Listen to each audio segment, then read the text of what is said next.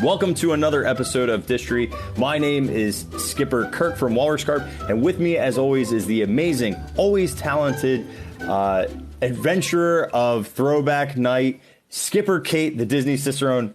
Kate, how we doing this evening? I am doing okay. I feel like I'm still transitioning back from Disneyland, which is, of course, always very hard to do when you love Disney. But I did get to go to Throwback Night, which was incredible. And I really enjoyed seeing all of the 1950s and 60s kind of vibes there, and the swing dancing and the characters. And I got to meet Mr. Tom Morrow. I can't believe that. I mean, there were some really unique characters that you would never, ever see unless you went on that experience. There's a lot of people that didn't know who he was, because I heard them asking in line, like, who is this? They're like waiting in line for photos. Who is this guy? Why has he got a scarf on? It was funny. So anyway. Did we ever get an actual representation of what Tom Morrow looks like prior to that? Yeah, I think so. Wasn't he an auto-animatronic? I feel like. We need to do Rocket to the Moon, Flight to the Moon. I haven't, I've never really researched it, and I didn't grow up with it, so I'd have to dive into that. We should add it to the list, because that one would be really fun to research. I already added stuff to our list. Did you say I put stuff on there? I saw. I know. It's I have a few also more selfish, I have to add. it's just things I want to look up because I like those things. Well, same. That's what I added to the list. Exactly. All right. All right. Well, now today we are jumping back into our Skipper steamer boat, and we are heading up the river to the Indian bathing pool. So we have just left our Cambodian temple. However, we paused. We were doing lots of Cambodian history and a little bit of religion as well last week. However, we want to now start at Ganesha and then move forward, correct? But you want to go backwards first. So let's do that first. Go ahead. A little. Just because I was in Disneyland, and of course, when we are in the parks, we take an extra long look at some of the things, especially when you're studying something like we are with Jungle Cruise. I feel like every time I'm on it, I'm looking for certain things now. And I'm not really sure how I missed this, but I will, in my defense, at the end of the Jungle Cruise in Disneyland, they park like all the ECVs right there. So I've never been able to have access to this particular area because it's always full of ECVs, right? But there is something that is at the end of the Jungle Cruise, and it is a carnivorous plant. I know. When you sent me that text, I was like, that is so cool. Because for the longest time, you and I were convinced that it only existed in the Walt Disney World queue. So that throwback to Marc Davis that Kevin Lively brought back to life. Yeah. It's even trying to get out of its cage by pulling on the bars, which is really fun. And they also have a few nods to Dr. Leonard Moss. So they have little samples, and then they have they actually, I don't have a photo of it here, but they have a clipboard that has notes to Alberta Moss on it and talks about all of the plants, which is really fun. And I'll post that later in our Discord. But so this is Dr. Leonard Moss's pack. That in Florida version is actually on his back, but in Disneyland it's not. He's up the rhino pole and he's got it on his back. Yep, but in Disneyland's version, it's at the exit, which I think is really interesting. So, that's something. And then one more small thing that I found. You remember way back when we did our landscaping episode of the Jungle Cruise, and we talked about how they didn't have a lot of money, so they were trying to use a lot of ingenuity in their design, right? And they took some orange trees and walnut trees, and they flipped them upside down and put them in the water. And we saw some of that on the vintage footage, right? Well, I don't know how I ever missed this, because I think these are fake versions of it now. They've just recreated them, but they're there. This was one I took this week. Yeah, that's awesome. Yeah. And I mean, you've noticed it too, because in the future, when we talk about the snake scene, that snake scene has one of those flipped over orange trees. It's basically the same style and look, which are very Banyan-like in a way. The structure of them are very, so it's a smart way to use agriculture that's close to represent something. you know? They just tossed them in the water, made it happen. So anyway, those are just some small things I noticed while I was on the attraction this week, and so I thought I would share those. But I'm all happy to go full steam ahead towards the elephant bathing pool. I can say it, elephant bathing pool. All right. I want to start off with a billboard if I can. So let me just flip this around. They've flipped this also on me. Hang on. So the first thing I have over here is this is the $7 million Disneyland expansion billboard that they actually physically had within Disneyland itself. And some of the things, it was really, really fun because there's, I mean, obviously Haunted Mansion, awesome. Swiss Family Robinson Treehouse, which I do want to talk about a little bit. Our African Veldt, which became extremely violent. You have the yes. Tahitian Harris, which is awesome. The Big Game Safari was really cool. We'll have to do that another time, but that was another shooting gallery that they added that was painted as well. So it had all the same issues of the other ones where, you know, the little pellets, they shot 22s that basically were compressed air filled with BBs, and you'd shoot big game hunting. It was really cool. I found some really cool pictures for that. But they physically did have a East Indian wild elephant herd.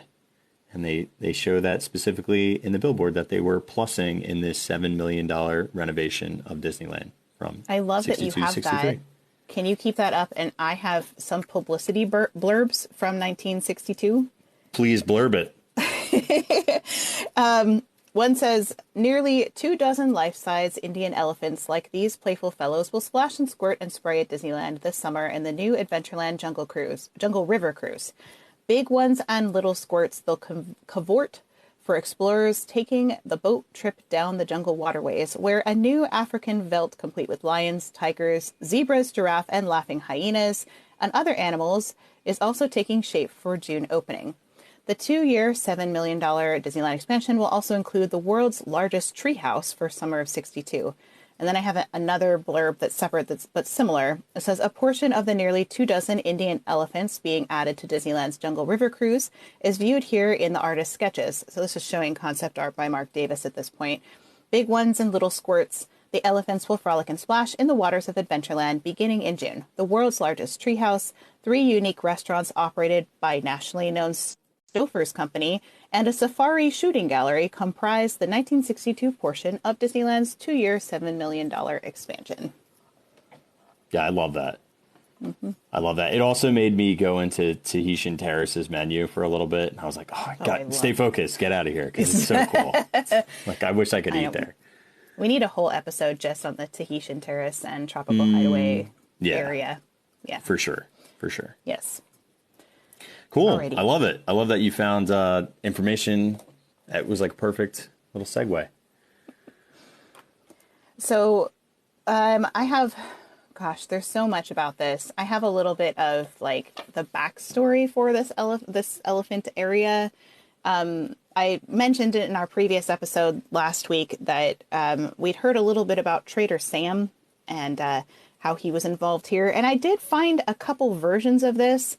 I don't know how official Disney it is. It might be more like fan fiction or cast members that have made up stories, because we did see that in the Haunted Mansion, right? That they had the ghost gallery and they had the cast members like wrote this whole backstory that wasn't official. It wasn't canon, but some of the things eventually did become canon.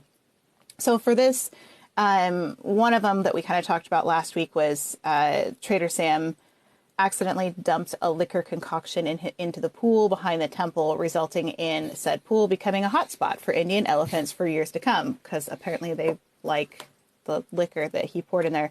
And it says the waters were originally uninhabited, leading to them having been visited by the ancient magic user, Trader Sam, prior to or during the golden age of piracy. After making his first liquor concoction, Sam accidentally spilled a barrel of the booze into the waters. Upon arriving the next day, Sam found that the liquor had attracted a large number of elephants who drank its booze. So maybe that's why they're cavorting about, because they were very happy. It's happy hour in the elephant bathing pool. There's an old thought process behind behind elephants and supposedly getting drunk on fermented fruit in Africa. It's a myth. Scientists say that just because of the size of elephants, it's next to impossible for them. But there is a fruit, and this actually does tie into Walt Disney World as well.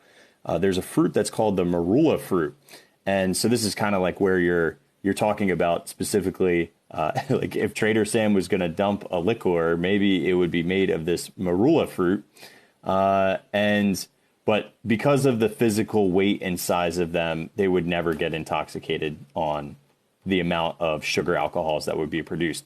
However, if you actually go to Sanaa, which is over in Animal Kingdom Lodge, they actually do serve a couple of cocktails with this amarula, which is a creamy liqueur made from the marula fruit, which has an elephant as their logo. Oh, that's interesting. Cool. Yeah. That's so interesting. So they would have to have like tons and tons and tons of these in order to start frolicking in the bathing pool. It's like, yeah. That would be a hefty Disney bill for those elephants. I think so. Yeah. It's like Andre the Giant. Andre the Giant needed like a case of beer to even like have any effects. So I think that's, I'm sorry to make the connection. Oh gosh. So I have, let's see, where should we go from here? Because I have things that just of like the structure and concept art of these elephants. Should we kind of talk about that first? Hang on. I just want to show one thing real quick.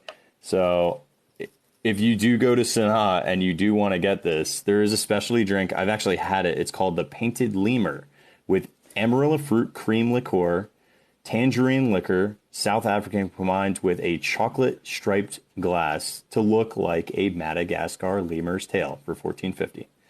And they do have a lounge there too, so you can actually get that. I would try that. I would drink that. That sounds good. It's kind of chocolate martini-ish, but fruity would be the best way to put it. Interesting. You know? So yeah. Well, thanks for that, Kirk. That's fun. Yeah. No worries.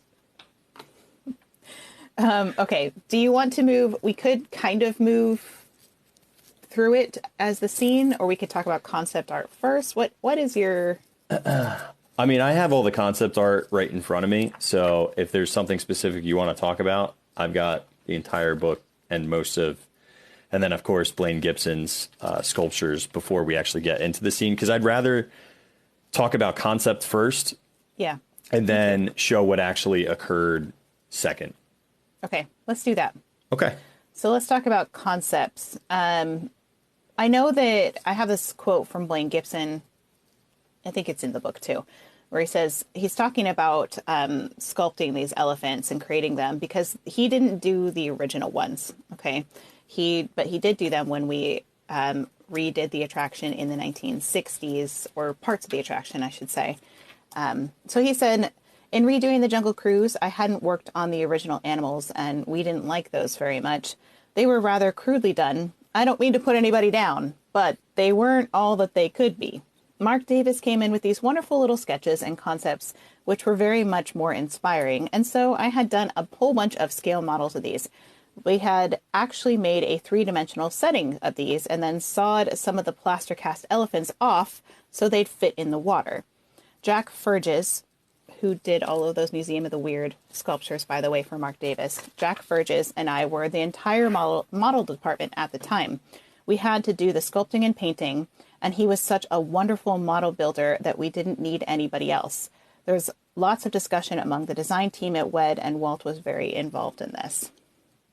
And then he also said, Jim Casey also did a lot of good work with me on sculpting the elephants down in Disneyland. Both Marc and I were animators, so making sure the elephants had expressions that people could relate to came naturally.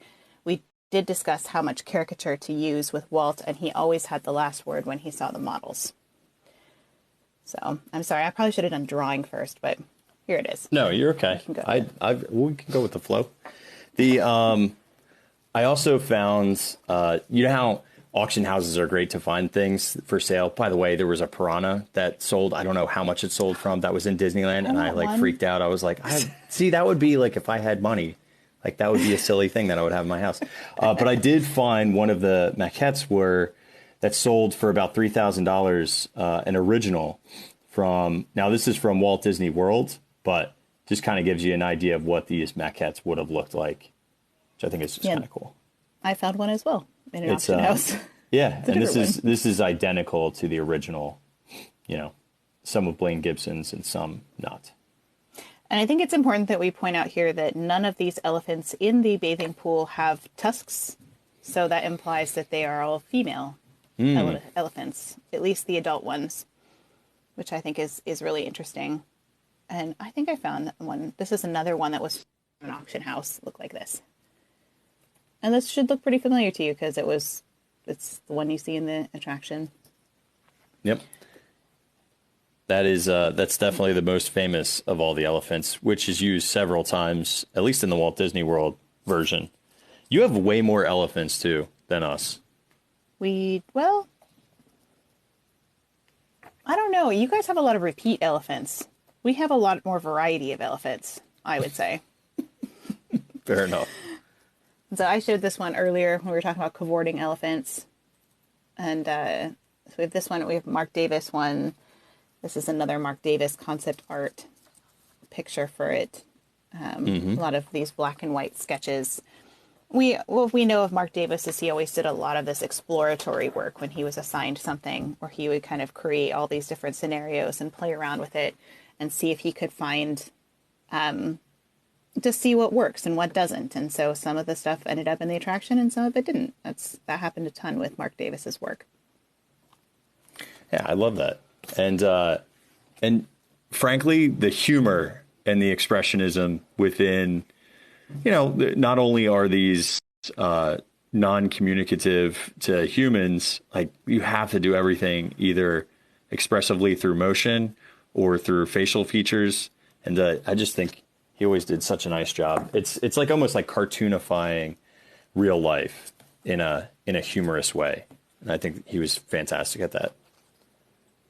Yeah, and I love this one, although I don't think we actually saw this one in the attraction, where this elephant is kind of like flinging his trunk up in the air and then shooting water. It's really interesting. Yeah, there's one line in here that I think kind of talks about his, like, so these little explorations, trying something that our elephants could do that you wouldn't see a real elephant. As a matter of fact, I remember somebody went through one time and a couple of elderly ladies said, well, you can tell me those big elephants aren't real, but those little elephants are real. Lady, they're all fake. I hate to burst your bubble. Well, Marc Davis said, I want to bring realism and not just animals standing there and so on, but to try and make them entertaining. You can kind of see what these things are, and I have a little pattern. So he said this all led to a very interesting thing that happened when I designed this pool. Blaine Gibson did some magnificent sculptures and maquettes of these things, which we just showed you guys, and put it all together. And later when we went down there to see the thing, there were so many elephants in the pool. And I thought, I knew Walt Disney and how he was such a bear on how you stage something. Remember how he got like in trouble about the Remember those temple, right? those temples? Don't screw it up. So he's like panicking because Walt Disney's coming down now to like check it out, right? And he's like, oh no, there's too many elephants. And so he said he wanted things staged right to tell a story properly. And the first thing I said to him, I said, well, there's one thing that you're probably not going to like, Walt, and that is that nobody can go through here and see all these elephants at one time. And he said, and this is how things began to happen. He said, you know, Marc, that's great. We do so much repeat business down here. That means the next time people come through, they'll see something they hadn't seen before. So he said this was such a learning point, especially with Disneyland, because there's such a high amount of repeat business there. And I would say this affected the pirate ride, Pirates of the Caribbean, and affected a lot of things. This is where they started to develop that concept of it being like a cocktail party, or being it like where you're kind of just drifting in and seeing a few things and you got to go back and see it again. So, well, it was a big part of it because remember, earlier guests had given the remarks that we don't need to go on the Jungle Cruise. We did that last time. So it was clearly not worthy enough to spend money a second time. So now I think they're understanding that the more, the better in terms of being able to drive attention so that somebody could have a unique experience, which is crazy to me because you and I have been on these attractions so many times, and yet every time I go, I find one more detail. That's like very commonplace. Yeah, I found 2 this last time. I was like, what? Yeah. It's so And they weren't highly small detailed. ones. They weren't like little innocuous ones. No, it's like ones I mean, I might have noticed the trees like in the water before, but I never really like made the connection to it. Right. You know, I'm like, oh, that's what that is. Yeah. So I loved that they also storyboarded this animation of these elephants like animation in their films. So very unique way of going about this because they're doing storytelling. So I said, any one of these things by itself is relatively meaningless, but when you see a whole area full of elephants, each doing something different, but all related together, this whole thing takes on a form of life, which is the meaning of animation. So Kirk is then showing you there this whole scene where these elephants, these 2 little baby elephants are squirting each other, and it's storyboarding it like they would a movie, showing you how this goes, which I think is fascinating. I don't know if we actually got this scene. So a lot of this we didn't get. We we don't have one that has elephants squirting each other now. Well, and he said at some point, I don't know if I have the direct quote, but he did say at some point that he realized that just because you storyboard it and you write it out and you draw it doesn't mean you can't do the same things in animation that you can necessarily do mechanically in real life, or at least you couldn't at the time with their limited technology.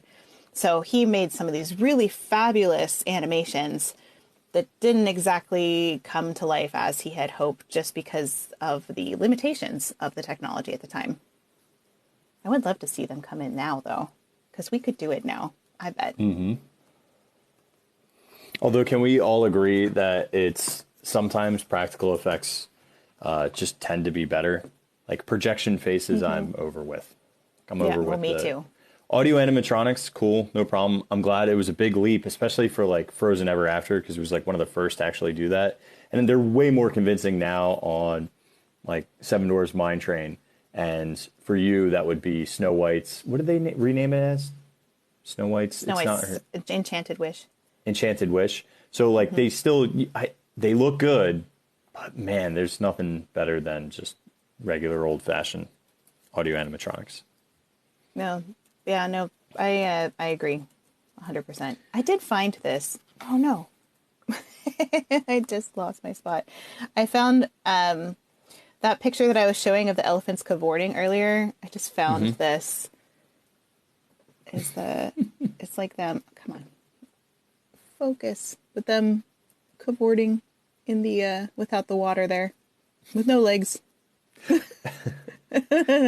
It's so weird to see them on those like platforms in the dreams. I know, right? You know, it's like scaffolding that they're all sitting on. I mean, it makes sense, but it's just interesting. Here's some of the little ones too. Yeah, just chilling on the platforms. Also shows that the water is not terribly deep there. No, it's super short. Mm-hmm. It's deeper in the hippo pool because they have to like go down and then back up. So the hippo pool is the deepest part. And then in terms of creating these and thinking about them and how they wanted to present them, they were trying to do something that would get an emotional reaction out of people. So Marc Davis said, there are many little ideas and little things, some describing animation and more completely that I later discovered we were able to do. And I was not really at this time fully understanding the medium that they worked in. So that's how he's saying, like, we couldn't really do what I had planned. He said, but again, I was trying to create some things that people understood and trying to make something that people related to and something that they could possibly react to.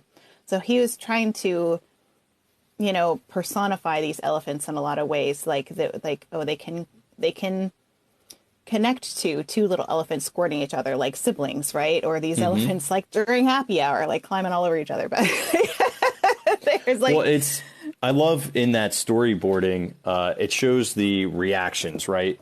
So like, it's not just one element, right? So it's like the one turns to the other one reacts to that, then gets sprayed and then kind of shakes it off.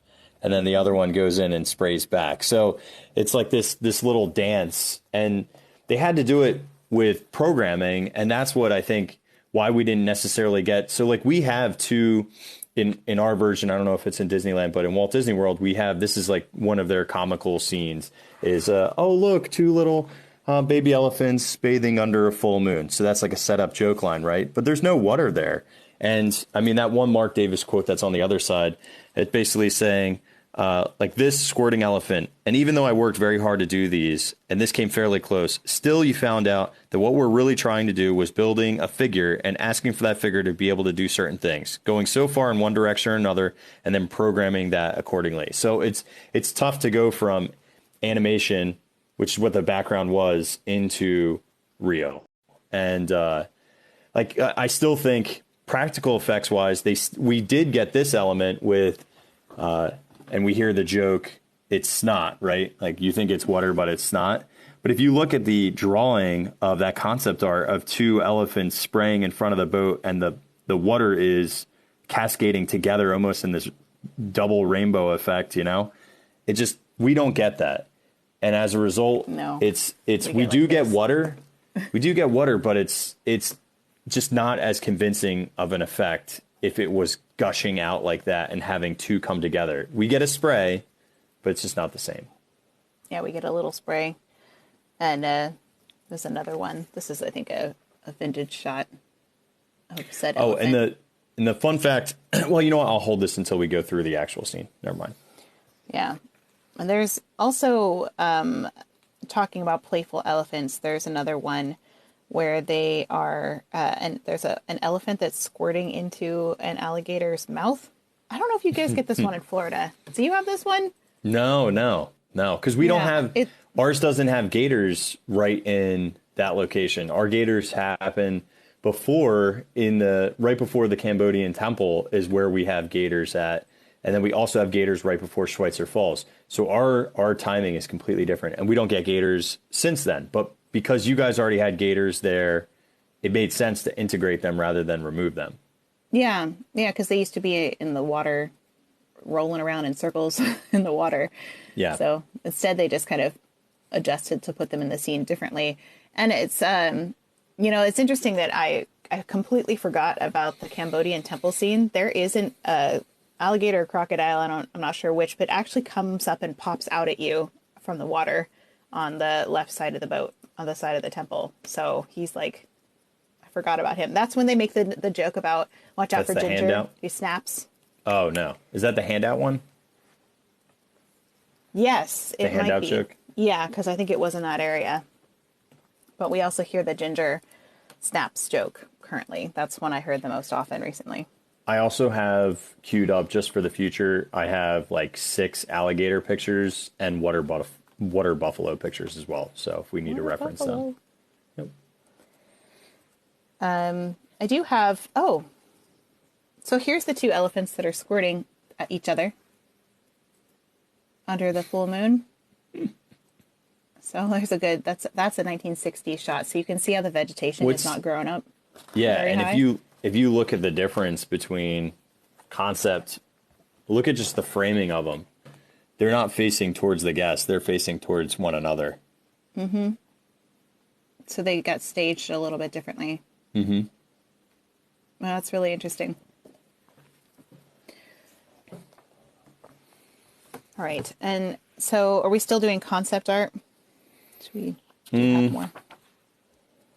I don't. The only other thing I have is during install, I just like this Bill Evans picture of all the way in the back because he's standing next to he's all the way over here. He's standing next to the elephant that's climbing a tree. So like out of all the elephants for Bill Evans to be standing next to for this photo, it's got to be the plant-based one. And that is when they they did a refurb of them, so that's not from their original install. Yeah, this was saying that this is from the reinstalling the elephants in April 1963. It's a date from that. And this is a picture of the model that they made for this entire new additions by Marc Davis. And you can see his concept art sketches are just sitting in a shelf, kind of in the back, as references as they're working in the model shop making this model, which is really fun. I love that. I love that little telescope thing that they like put down that gives them the birds or the like the boat view as they're in going the through the attraction. model. I know, I love that. It's so cool. It's so fun. That's like It's such so a fun ingenious. way to do that. Mm-hmm. So they can make the models not quite as big, right? Because you think of like the They make one them for huge. Pirates of the Caribbean was like 40 feet. So they could scale them down a little bit. In terms of concept art, I do have this one that is just a colored version of floating through the bathing pool. And it's kind of interesting because the elephant that squirts you is kind of on the side there. Looks like there's two of them, maybe. Yeah, there's in that picture versus what actually happens, that is lacking of elephants. Yeah. Well, the one that is in the waterfall, can we talk about that one a little bit? Sure. Because that one is really kind of interesting. So I call it the bathing elephant. I've heard it I don't know. nicknamed Bertha. I don't know if that's true or not, but I don't know. Maybe we should heard that. go back because I might be skipping ahead. Should we go back and move scene by scene first before we go to it? Because I don't want to. if you're going into the real attraction, let's go back to Ganesha. Let's start there. Let's start do at the it. beginning. Let's go there. Let's And go then back. when we get to the end, stop. Okay. All right, let's get us into I got some- excited about the bathing elephant. it's- I'll hold on to my story, but I've got something really good on it, and you're going to be Yeah. really excited. So I'll just hold on to it for now. I gotta hold the excitement. Okay, so we had seen this briefly last episode with Ganesha. And Ganesha, do you have any pictures that you could pull up? Because I do want to talk about Ganesha and the significance in We Hinduism actually- and Cambodia. But We don't have this elephant currently.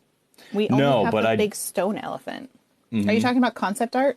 What do you want me to no, pull up? I mean this did exist for a hot second, and I don't think it exists anymore because they've changed it since. But I've got like this one.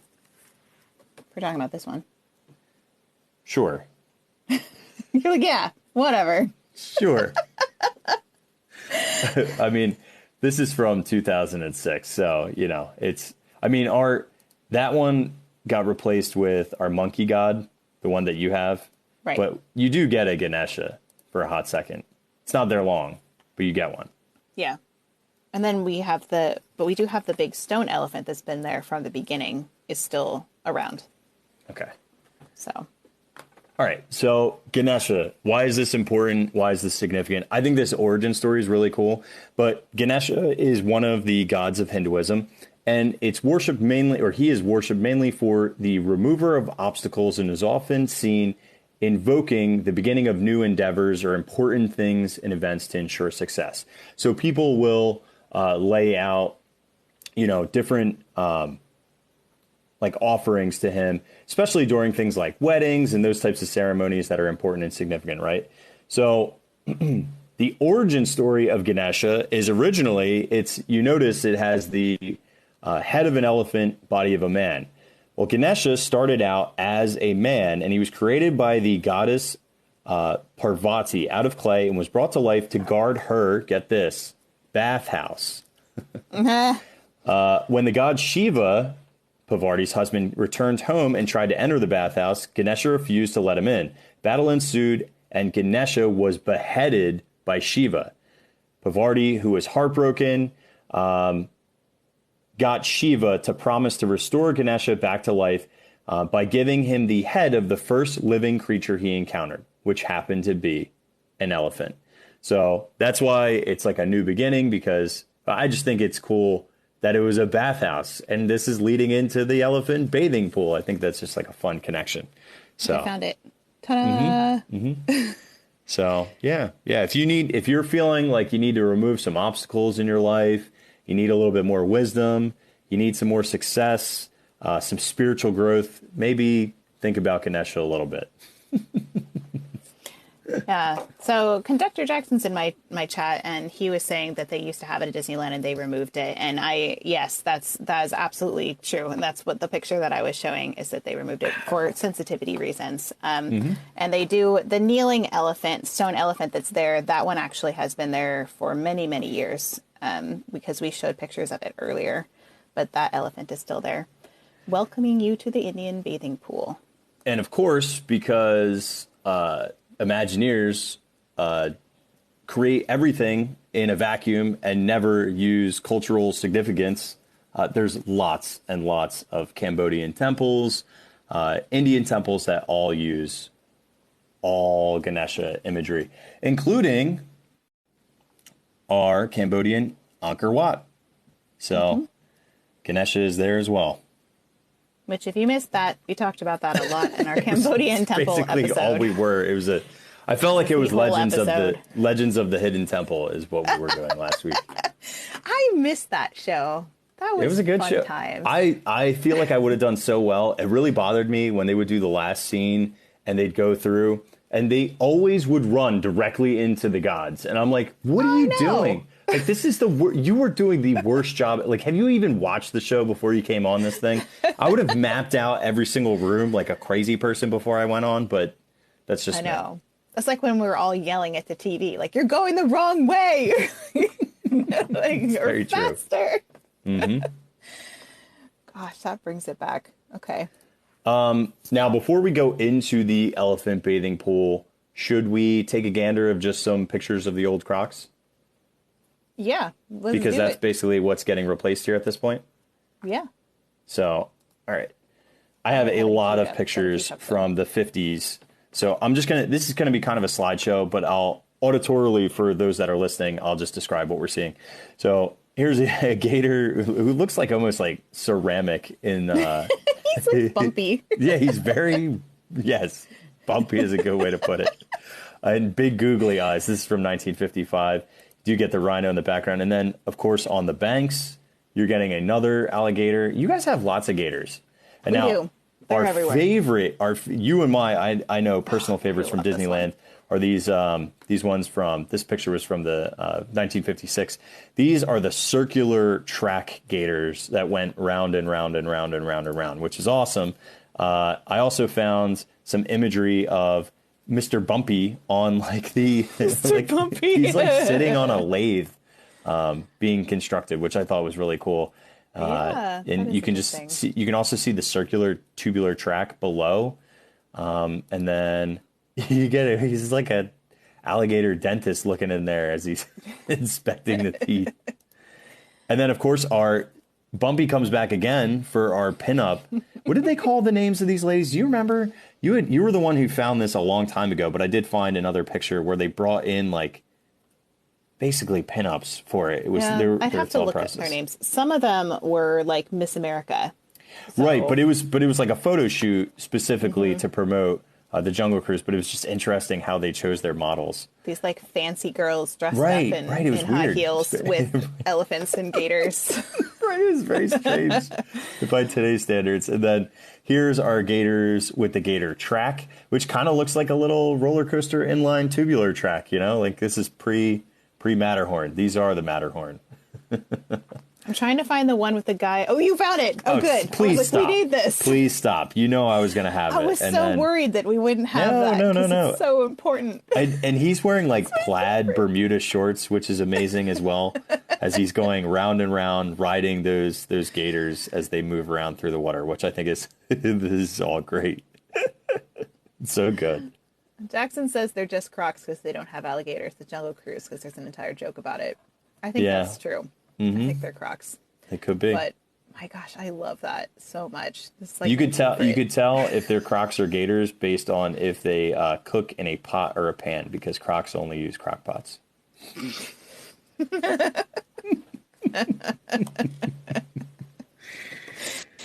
I was like, for a second, I was like, really? No, dude, you know that was such a setup. Like, stop. You knew that was not going anywhere productive. Oh, can I read so I'm going back to our 1960s or actually 1950s script with these where's my crocodiles at? These circle alligators. Steady, folks, watch those ripples up ahead. Hey, they come quick. Pull in your hands. That was our one joke. Pull in your hands. Watch out. So bad. But mm-hmm. But we do get Smiley, so Bumpy actually gets a name. Well, there's old Smiley, the granddaddy of them all. His big old bumpy Smiley. teeth. Yeah. We have Old Have to keep Smiley, your and then hands- there's Ginger. They all have little names. Mm-hmm. And then, of course, the joke that still gets told today is the one for the elephant bathing pool, and says, "Look at all the elephants on the river today. This comes as a complete surprise to me because I had no idea these guys were going to be here. If you want to take pictures, go right ahead. All the elephants have their trunks on." So interesting about that joke. Check this out. I found this is. Oh, I like literally lean this on the mouse pad. That's not gonna work. So this was on Disney Docs, and it's like mocked up. Like so this was somebody's script because there's like a big old staple in the side. I have no idea the time period at all. However, when we get to, and this is what's so crazy about it, when we get to the elephant pool, it's saying elephant pool entrance. This is the elephant god Ganesha guarding the entrance to the sacred bathing pool of elephants. Hushed tone. Whole herds of playful Indian elephants migrated here during the morning, afternoon, evening, and these rites are seldom witnessed by civilized man. And then look what's handwritten. But don't worry, ladies, they all have their trunks on. So Interesting. who did this? Who wrote in this? I feel No like that idea. is a 1970s one from looking at that document. And that seems about the right time period. That's when we saw a lot of those jokes really start taking shape. So that's interesting. Yeah, I have to. I'll resend you this postscript on the side. It was the 70s. I'll leave it at that. I want to get into it, but if you want to see all of this stuff, if you go to Disney Docs, and we'll link it in our Discord as well. But my goodness, DisneyDocs.net. that's a pretty crazy. It's a risky. Yeah. That's a risque joke in there. Yeah, there's some that are you wouldn't hear today. We'll just say No. that. But it is true that a lot of the Jungle Cruise skippers they kind of worked on their own material, but they couldn't actually use it without approval. We talked about that in our Jungle Cruise script episodes. But they could come up with their own jokes and submit it for approval, and then other skippers, if it was approved, they could use it too. So it's entirely possible. A skipper came up with that joke, it got approved, other skippers started using it, and it became an official script. I love how entirely possible. I was listening to this one skipper telling stories. It was like an interview with him, and he was like, "We were allowed to wear whatever. So I'd wear like Hawaiian shirts and a little captain's hat, and man, that gun, I'd fire at anything that moved, just to make that thing less boring. Because in the 50s, we had no jokes, so I would just fire at anything that moved." I love that.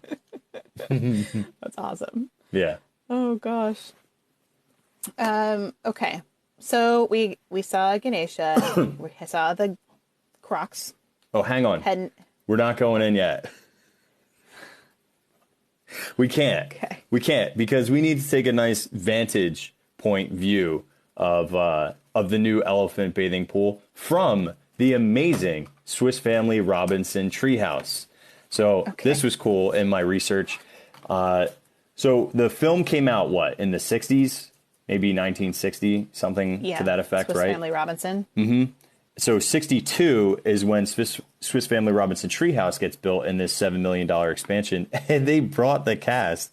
And the cast are a bunch of goofballs in here. And then there's Walt. But the best part is, watch what they bring in to do the ribbon cutting. They bring an ostrich. And they ride him, and there's Walt with an ostrich, which I just love. And then they bring an actual Swiss ambassadors, and they give them a Swiss flag for this thing. Maybe because they got the one wrong when they put it on top of the on the Matterhorn. But they're like, let's make sure he has a Swiss flag this time. Here's what I wanted to point out is that here's the Swiss Family Robinson cast looking out on. They had these not. What would you call this? It's not a periscope. It's not a telescope. Yeah, sure, telescope. But this looked out onto from the Swiss Family Robinson treehouse onto the Indian bathing pool, which is pretty cool vantage point. Just thought that was neat. I don't know. Do they still exist?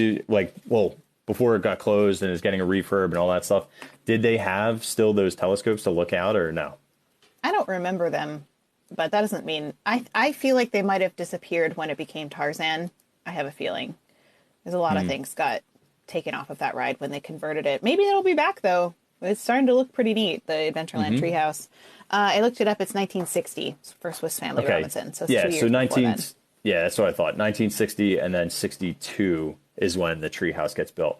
Also, I think in this scene, right, weren't the water buffalo in this area before the elephants, or am I wrong? I mean, I don't think there's any water buffalo now. No, there isn't now. I think the water buffalo were there.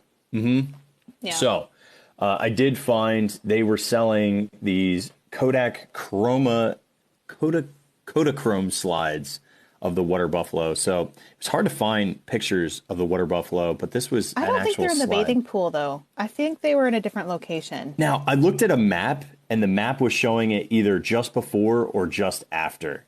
But then they get moved anyway. After. Okay. Yeah. So but still, either way, they get moved. But they were there prior. Mm-hmm. So, water buffalo. I love water buffalo. I think I have one thing from a script about water buffalo too.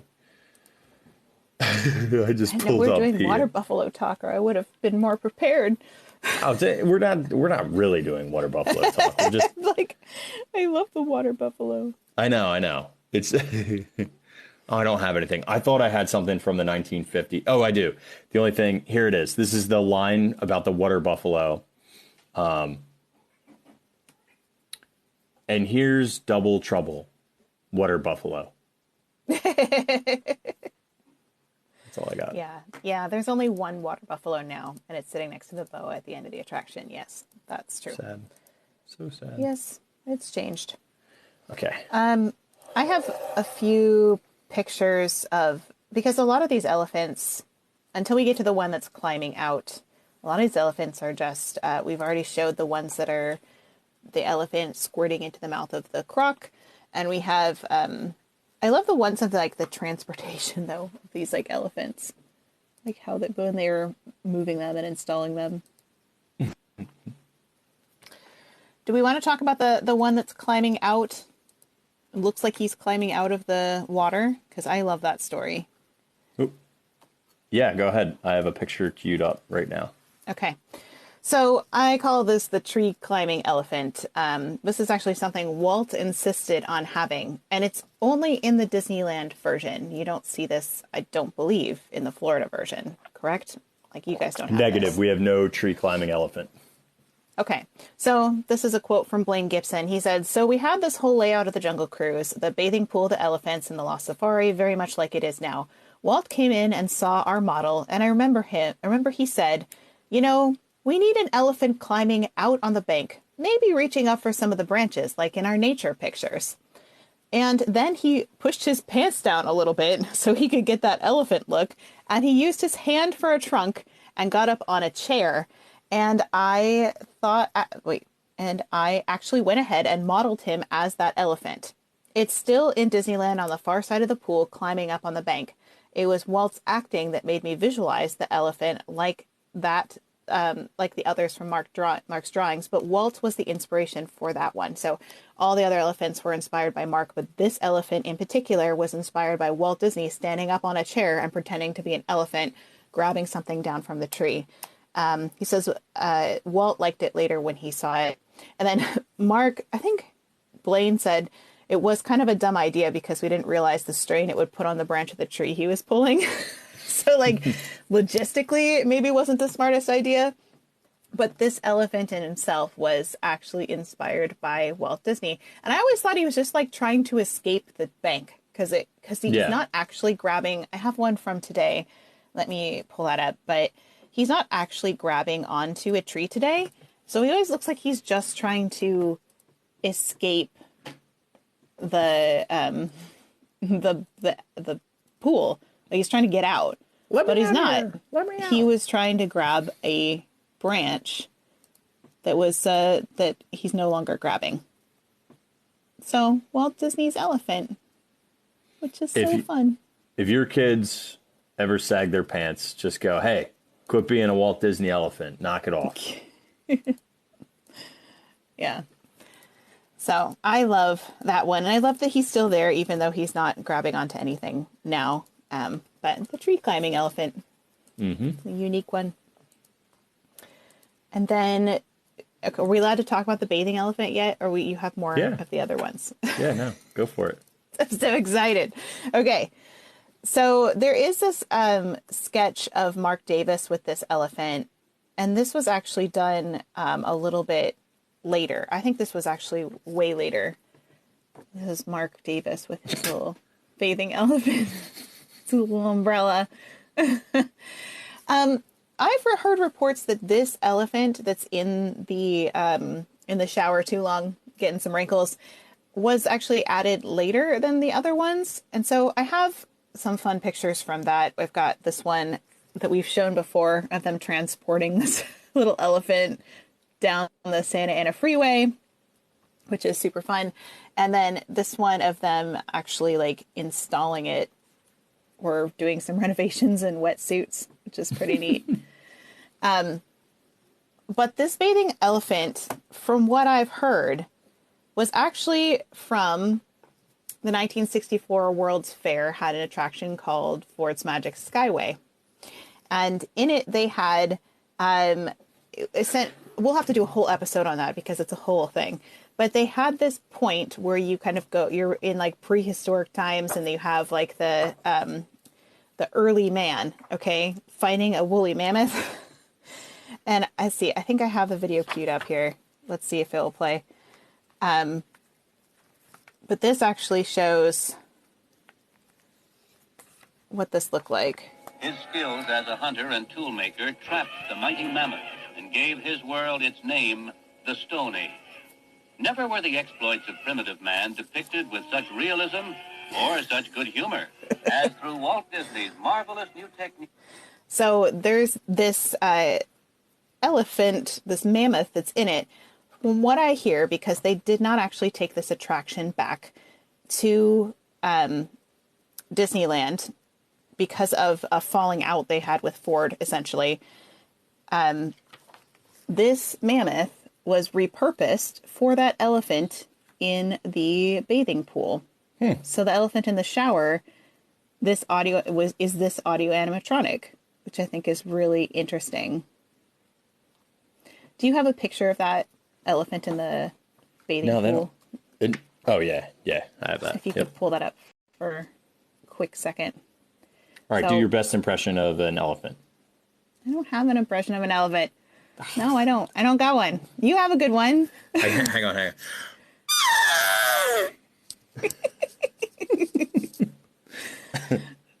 But okay, so I have to mention, not only do we have Ford's Magic Skyway, can I just take us on a tiny little rabbit trail? Sure. Okay, first I have to show this one because this one's cute. This is a classic one. So Ford's Magic Skyway, they also had the Sherman Brothers wrote like a jingle for it for Ford Motors. It wasn't for Ford's Magic Skyway, specifically for Ford Motors. And I didn't know they wrote this. And when I found it, I was like, no way. So I just got to play it for you guys. It's just like 1 minute. Settle back and take a bath, hold tomorrow in your hand. Get the feel of the wheel of the Ford. Feel the pride as you drive and your envy and your eye. It's the feel of the wheel of the Ford. Dream of a dream car just for you. Ford makes your dream car dreams come true. So to know how it feels to have wings on your wheels, get the feel of the wheel of the Ford. Get the feel of a wheel of a Fairlane, you'll know what it means to fly. Get the feel of a wheel of a Lincoln, you'll really be riding high. Ford wagons and new Edsels, they'll take you anywhere. Ford Customs and 500s have luxury to spare. For galaxies and Mercuries, you're up among the stars. Ride the mighty Thunderbird, the royalty of cars. So to know how it feels to have wings on your wheels, get the feel of the wheel of a great automobile. Get the feel of the wheel of a Ford. I've barely looked at this attraction, whoa, is this cool? Like, Yeah, are you kidding no. me? I feel like we need to do this one next. Are you because kidding so, me? So much of this ended up getting used for Spaceship Earth. It's very, very similar in a lot of its early. And this is early Universal prototype. Energy for sure. Yeah. So, and the dinosaur scene did get imported into Disneyland, and it's part of that scene is in the Disneyland Railroad. Like they brought it back, so you can see. Yeah, hence why your go railroad back. is so much better than Walt Disney World's. Although the we Grand do have the Canyon frog. Panorama. We do have the frog. The You do frog is have the there frog. I'm with the excited gator. about that. I was so excited when I saw it. Oh, that was like a dream. I was with Ellie sitting next to me, and I'm like, Ellie, where's your phone? It's like screaming at her to get a picture of it, because I was certain. So we only have 2 frogs now. There was 5 originally before Dick Nunis was like, oh, those frogs look too cartoony. Oh my And I'm gosh, like, goodness. okay, tiny shorts or tiny pants. What do you call those things? Small pants? Do you know what I'm talking about or no? No, but I'm like, what? Oh my gosh, are you kidding me? Oh, I've been doing research on the Polynesians' wave system for Seven Seas Lagoon, and like Dick was the person who was like the huge proponent and push for that, but there was too much erosion. It created too much of a wake for all the boats. So they ended up shutting it down. They restarted it years later. It never happened, but eventually Dick does get a surfable wave in Florida, Central Florida, at Typhoon Lagoon. So it's like a great story. But one of the like little offshoots, because you know how like every good video has like little offshoots. It's about he tried to promote for like 2 summers the concept of like basically they're like formal pants, but they're really short. I've not heard about this. Oh my gosh, my it's tiny gosh. pants? Are you kidding me? I feel like I don't. Pants I'm talk. sorry. Come I've got on us. That's awesome. He had like a ridiculous name for him too. The amazing tiny pants. Oh, so hang on. I'm not gonna get into it because I will have a Tiny TikTok pants. up for it. But look, it's Dick Nunis wearing tiny pants, firing a Oh my cannon gosh, off. look at those socks. Yeah, that was the whole thing. Was that it was like basically like you were wearing a suit up top, but had like long socks. Okay. What is his tiny That's pants? a look. Look at those knees. It really highlights your knees. There is the president of Walt Disney World trying to push tiny pants. And basically, he wanted to wear shorts because it was too dang hot. And he's like, Bermuda shorts should be here, but let's make them fancy. I love that he has like penny loafers on with his. I mean, if you're gonna wear shorts, why are you still wearing a full suit jacket and socks that come up to your I don't- knees? Like, what's It's- the point? Welcome to Dick Nunis and the Dick tiny Nunis. pants. I promise love you, that.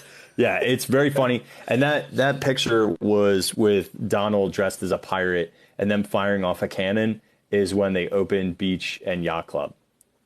Oh man, that's And that's what he hilarious. wore. Oh my gosh. So good. He was trying to create a trend and people didn't follow with that. They weren't on board. Tiny pants never made it. Oh my gosh, I love that so much. Well, Mm-hmm. Back to the waterfall scene for a second. I'm going to mention that so when the fair closed in 1966, that's when they say that they then put Big Bertha into the waterfall scene. That is that elephant's name, Big Bertha. In case you didn't know, Big Bertha, they tell some jokes about that, so usually people do. But cannot to be confused with the Luminaire fair organ of the same name that's in 1900 Park Fair, which is also called Big Bertha, but no relation, just kind of a fun coincidence.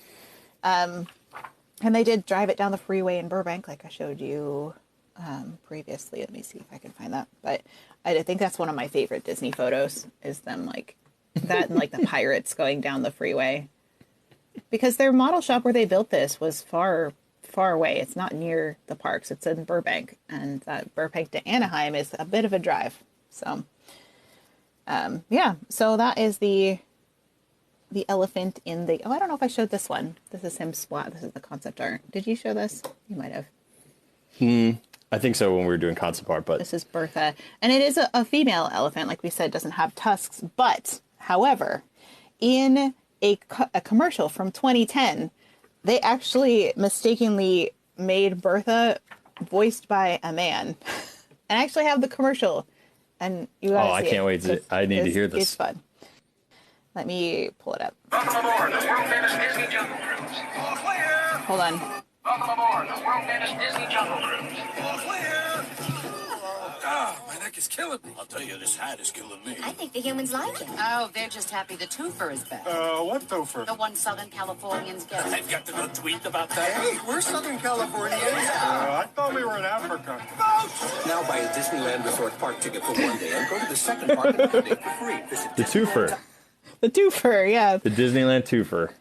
So they made Bertha have a male voice for that, which is not correct. But You know what's amazing? They still do, like, those are the same promotions we're running now, 50 years later. yeah. They don't call them the twofer. They should call them the twofer.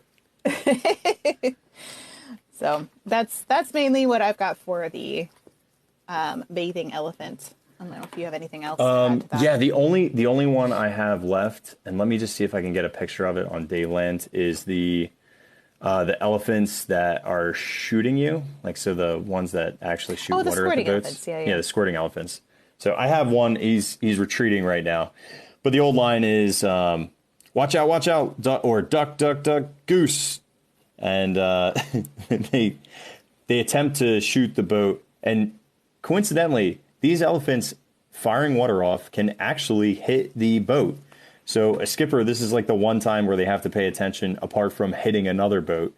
They have to slow down and time it so that they do not get sprayed by the elephants. However, if the boat were to get sprayed by the elephants, at least in the Walt Disney World version, we learned that most of the water comes from the Reedy Creek, and they actually dye it to make it look like more murky. So they don't want that going into guests' mouths or faces or anything. So they actually use potable water. So water that, if you had to drink it, you'd be perfectly safe and fine. So I thought that was interesting. I feel like we learned that on Keys of the Kingdom when we rode in Disney World. So I just thought that was a really neat fun fact. No, I love That's that. all I And got for the elephant bathing this pool. is what he looks like. There's no legs. No legs. You got no legs on me. I had a few notes about those elephants. There's a quote from Marc Davis. What? He literally did a Pinocchio parody of a no-legged elephant. Okay, go ahead. I'm here. Sorry. No, it was good. It's been a long week. Okay. So I have a Marc Davis concept art note. He says, 2 bull elephants spray water in direct path of the boat. As boat nears, they sink underwater and rise again, threatening people in boat as it passes. Perhaps they can emit a fine spray and trumpet. So they don't trumpet now. I think they do a little spray of water. But then, when we talked about Marc Davis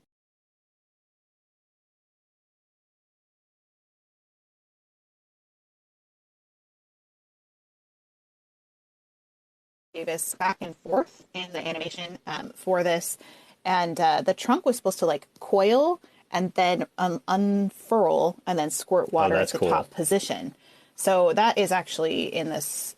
That was the one you kind of showed earlier, Kirk, but it's here. You can see. Oh, maybe it would have been like more like a hose, and it would have acted more like an actual elephant, because elephants, I didn't know this because I'm not the most intelligent person, so I have to research things. Elephants don't like drink with their noses. They literally will suck up like a straw, but they won't inhale it, right? So they'll suck it up like a straw and then they shoot it into their mouths to drink, which I don't think is like intuitive for most people. You think like, oh, they just drink through their trunks, but they don't. They should be able to do that. It's a design flaw. The elephant. Oh, yeah.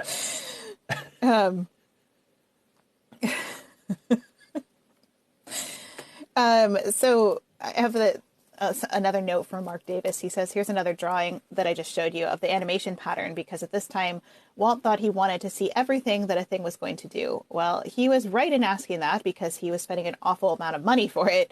The only thing was, we could never build things that could do all the things I could draw. This is the squirting elephant, and even though I worked very hard to do these, and this comes fairly close, still you found out that what you're really doing was building a figure and asking for that figure to be able to do certain things, going so far in one direction to another, and then programming that accordingly.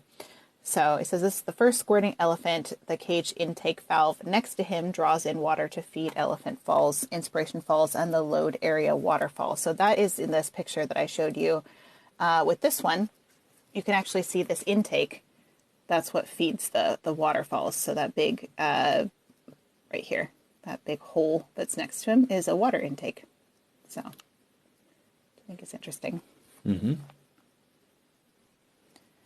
I think that's all I've got for that elephant. Just past those squirting elephants, though, on the left in Walt Disney World, that's where they were planning to have a crocodile scene where they're trying to get the parrot or the hornbill, like we had in Disneyland that we talked about with the hornbill. They had originally planned to put it there in Walt Disney World, just past those squirting elephants. So instead, now you just have kind of a blank spot, and there's nothing there. But that's where it was supposed to be. That's where we get our plant jokes, though. You do your plant jokes anytime. I know. You could have had the crocs going after a hornbill. Come on now. You know, here's my thing. Put them in Adventureland's railroad. Like, put him on from railroad. Go from Main Street to Frontierland. There is no vignettes, no scenes, nothing. Yeah. Give us that scene there, please. It is terribly boring. It's so awfully boring. From Frontierland to Fantasyland is fantastic. That's an enjoyable section, because there's all these little. There's obviously you're getting all the things that you would get from Tom Sawyer Island and the Rivers of America. You're also getting like all these little Marc Davis scenes. You're getting next to Big Thunder. You're getting the Peter Pan scene. Like, all of it is great. Going under Tron could have been done better. It's terribly boring. What was up with that? I was like, they're going to do something really cool in this tunnel. And it literally is a white tunnel with tiny windows. Like, I would have made that like you were getting digitized. Do you know what I mean? So I don't know, missed opportunity there. But no pirate things, not even like barrels, a flag, a treasure chest. While you're talking about pirates, please let me do that for you, Disney. I'll buy all the stuff. I'll build the scenes. Let me do it. I can't stand that. Railroad. We even have Mardi Gras props backstage and things like that. Yeah, there's all kinds of things to see on the That's why Railroad. I don't.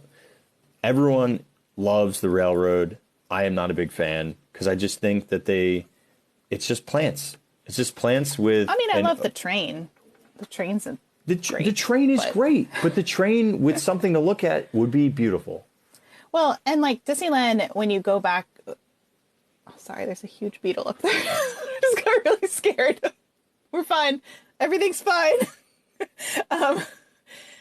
So if you're going from Main Street to Adventureland, there's like a jaguar that's like sitting, just a little statue of a jaguar. And everybody, I actually was sitting next to somebody. They're like, "Whoa, that's freaky!" Like, it was just like a plain black, like maybe it's a panther, but are they the same, jaguars and panthers? They are not. Animals. They're different animals. Might be a panther. In any case, there's a little animal that's in this, and you can spot him. So I know. I'll be safe, friends. It's okay.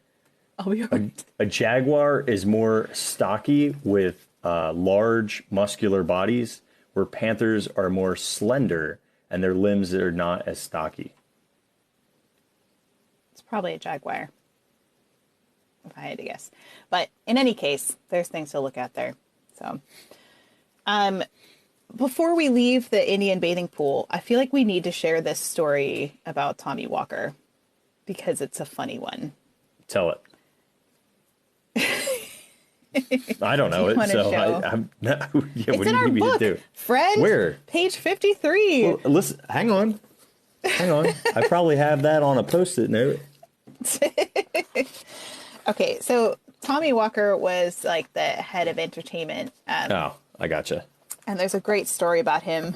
I love that I guess this is from an in-house employee publication, The Disney World, from July of 1964.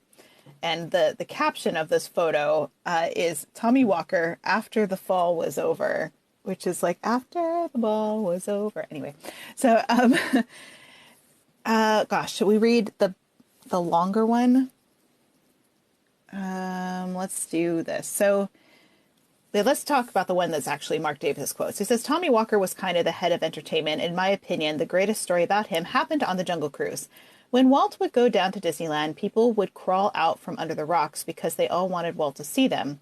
Well, Walt really didn't give a darn, really, about who he saw. He had his list of priorities all made out. So all these people gathered around the Jungle Cruise to watch our maiden journey on the new redesigned ride.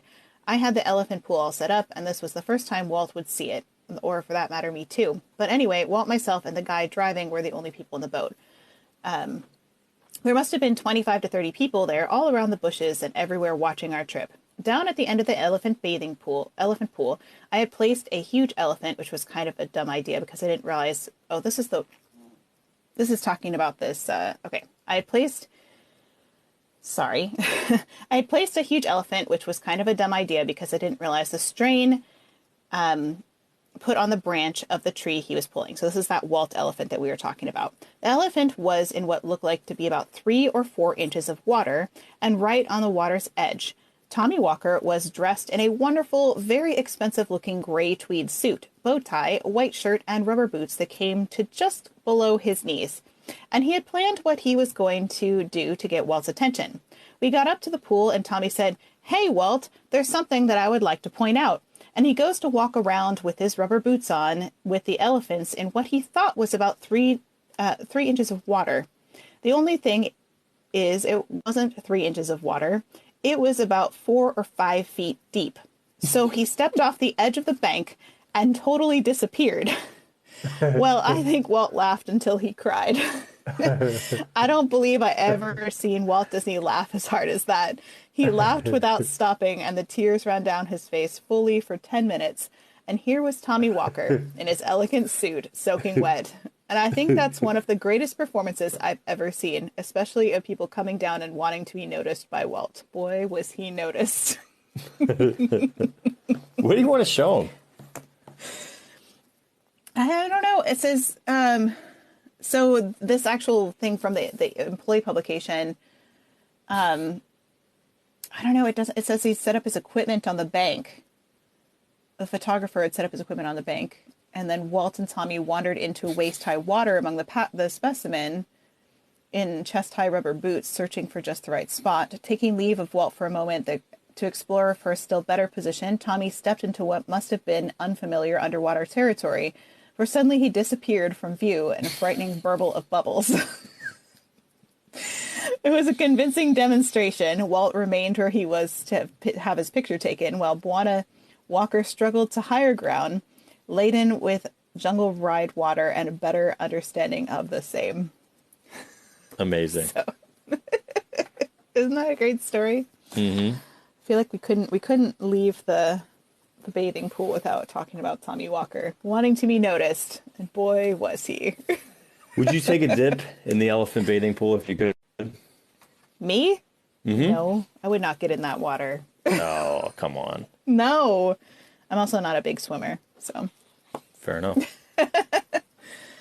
No, my daughter had an incident with the Jungle Cruise River at one point. I don't know if I've told you this story. What? Yeah, not her like physically, but she was, I think, 18 months old, and I was holding her on my hip, and we were waiting in line to meet Moana, who at that point was like in the like Aladdin's Oasis area. This was before they had Tropical Hideaway, and there was these little like, I think it was windows or railing, and on the other side of it like was the Jungle Cruise River would go underneath it. So I was holding her, and she had a little Hey Hey doll in her hand because we were going to go meet Moana, and she was dressed as Hey Hey. And I don't know what she did, but she just like threw it into the water. And I was like, oh my gosh, like, Hey Hey. And she started crying because Hey Hey is gone and she wants him back. And I was just like, no, I'm like, no, no, no. So I'm not thinking, and I ran ahead and I was like, the first person I meet is like Moana, right? And I was like, Hey Hey fell in the water. She was like, I know he does that sometimes. He's a silly old rooster. That's what she said to my daughter. She's like, yeah, she's like, sometimes he does that to me too, which is really sweet. But the cast member, the character attendant, grabbed another cast member and they did fish Hey Hey out of the water. But they looked at me and they're just like, you probably don't want this back because it's been in that water. They're like, how about we get you a new Hey Hey? And so they bought my daughter a new Hey Hey, which was really sweet of them because they didn't have to do that. Yeah. But so she got her little Hey Hey back and we watched it very carefully for the rest of the day. But so every time I think about going in that water, I think of Hey Hey, and yeah, I wouldn't swim in it. Hey Hey made it. Just saying. I was amazed they were able to get him back out. They offered to give it back to us. They were just like, just don't give it to your daughter. I was like, I'm not going to give that to my 18-month-old daughter. We're good. Yeah, yeah. Most of the time when you lose stuff, it's gone forever. Our friend Jackson says you have to get a tetanus shot if you go into that water. So maybe don't swim in it. I'm already up on all my shots. I think I'm good. You'll risk it. I'll tell you, for one shot, it's risk like it for the biscuit. Put your trunks on and get under that giant. Get next to Bertha. Get next to Bertha. Take a little outdoor shower with Bertha. A quick selfie and you're gone. No, we're not advocating you do that, friends. Nobody get out of the boat. No, you can't do any of this. Although I have to admit, if you get invited to events, you can do wildly interesting things that I never thought was possible. Like imbibing alcohol on the rivers of America. That was crazy. And then there was like this halfway to Halloween event that a bunch of people were invited to. And then they had a dessert party in the stretching room. I'm like, our invitation must have gotten lost in the mail because clearly they did not listen to our series on the Haunted Mansion or we would have been there. Just saying. So I met somebody the other day and they were like, oh, I love Disney history and podcasts and stuff, but they tend to be really boring and not like really interesting. I said, well, guess what? I have a podcast for you. And they were like, I love like the Haunted Mansion. I was like, really? Do you like 27 hours of it? And they're like, what? They're like, do you have an episode about the Haunted Mansion? I go, no, we don't have one. No. We have many. We have several. Many. We have tens of episodes. It's like, I want to listen to the Tiki Room episode. Well, you can listen to the 8 episodes of the Tiki Room. I know, not just one. Many. Yes, we are very much 11 episodes in for this series for Jungle Cruise so far. This was number 11. And we ain't done yet. Whoa, we still got a long ways to go. This is the best part is I know that when we get to Skipper Canteen, like we're gonna have an episode that's just the books, and we might not even finish all of them. No, there's so many. Well, I would say, you know what we didn't mention is that this is our 50th podcast episode. What? Do you know that most podcasts die by the time they're on the 20th podcast? So like we're already in the top 1% of podcasts because most people give up by episode 20. We've been doing this for basically a year long, and we just took it's a year today. A year today. Mm-hmm. A year today. That's crazy. Yeah. That is absolutely insane. Yeah. 50 episodes. It doesn't feel like it's been that long, but here we are. I mean, for you, I felt like it's been a journey. No, I'm just kidding. No, it's honestly, it's flown by. And again, like what I love about this series, and I think most people do, is you learn a ton. It's interesting throughout the way. But even as a host, like I feel like Kate and I are teaching ourselves as well as we're going through, which I think is just awesome.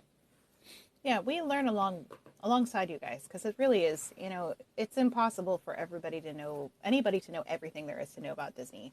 And I always tell everybody I'm always learning. They're like, how do you know all this stuff? I'm like, because we just read and research and look at primary sources. And it takes many years to acquire knowledge about Disney. It's been 17 years for me studying it to get to where I am now. And I'm still learning all kinds of stuff all the time. So I I know you do too, Kirk, but I really appreciate this kind of weekly getting to dig in deeply to a topic and really get to look under the microscope at all the little details. It's really fun. Well, because otherwise, when you don't have, especially these multi-channel ones where it's many episodes in conjunction that are linear together, it allows you to focus about something that you would have probably just glanced over if you were doing more of a summary focus. And we always want to do something that's different than other folks, because you could just listen to other people who have done some of these previous things. We know that nobody's getting as nitty gritty on these subjects because they're just not going to dedicate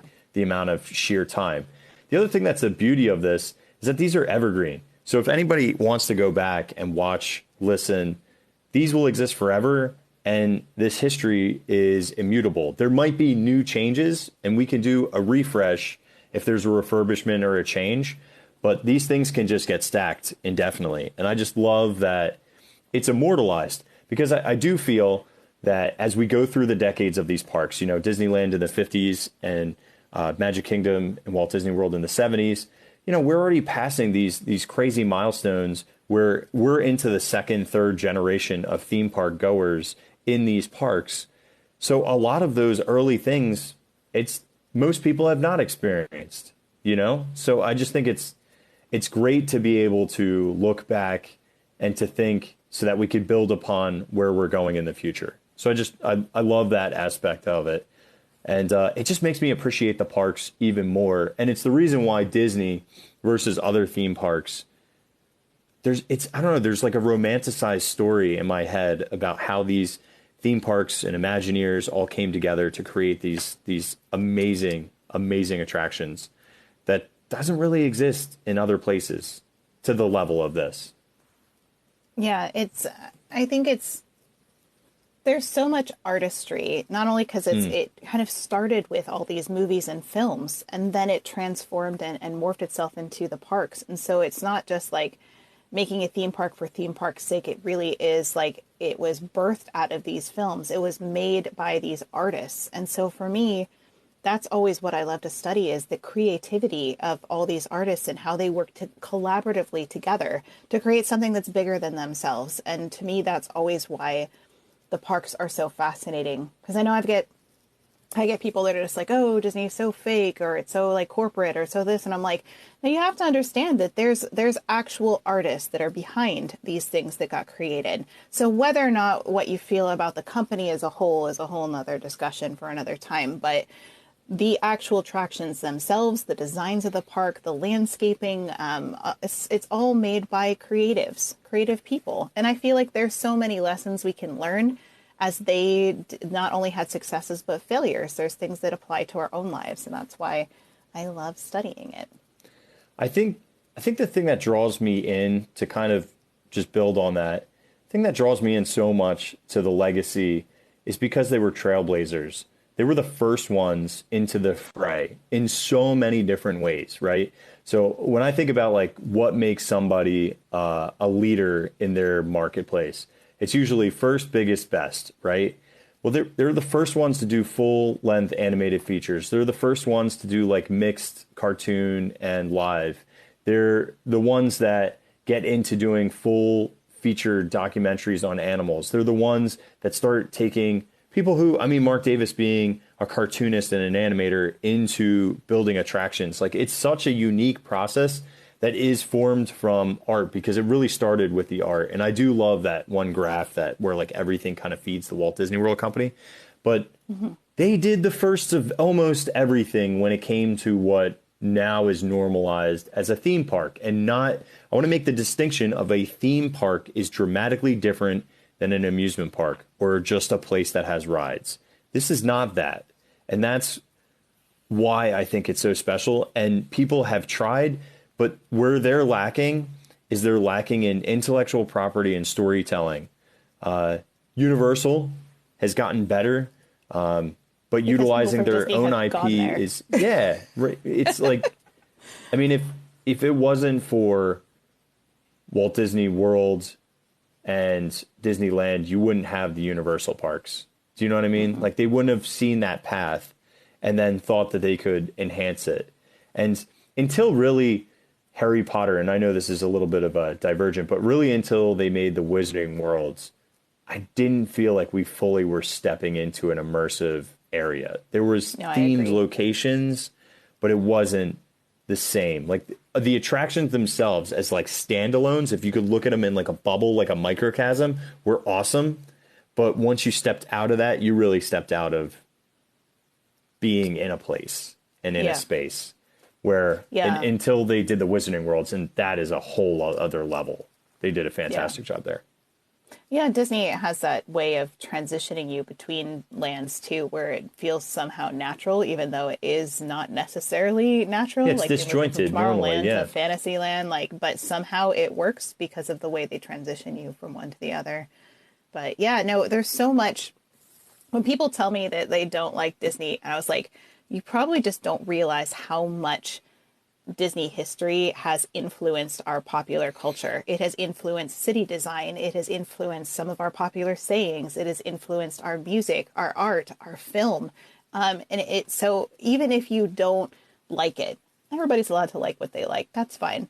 But at least respect the fact that the history of it has influenced probably many things you do enjoy.